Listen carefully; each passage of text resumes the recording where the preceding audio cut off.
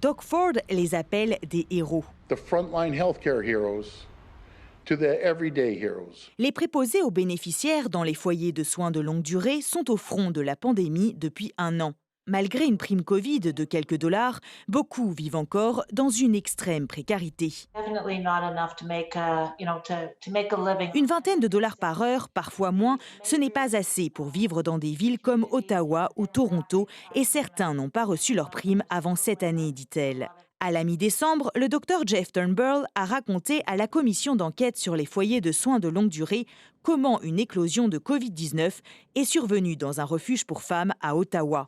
It turns out that they were working in the long-term care facilities. Working in a long-term care facility didn't provide you enough money to be able to afford the rent. Ils n'ont pas de bénéfices et lorsqu'ils sont malades, on a vu certains de ces employés qui vivent dans leur voiture. Dans les témoignages livrés à la commission, des employés décrivent un climat de peur constante, un manque de compassion, de longues heures de travail et la pénurie de personnel. J'ai travaillé dans mon établissement plus de 9 ans dans une position à temps partiel, même si je travaillais à temps plein, sans avoir d'avantages sociaux. Des conditions de travail difficiles, mais rarement dénoncées.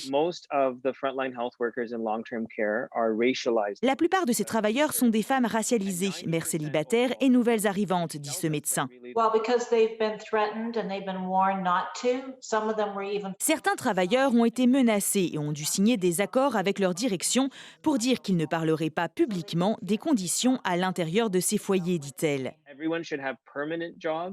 Il faudrait des congés maladie payés et une sécurité d'emploi pour redresser un système défaillant depuis des décennies. Le gouvernement a annoncé la formation de 8200 nouveaux employés pour cet automne. Une goutte d'eau dans la mer, selon Charlene Stewart.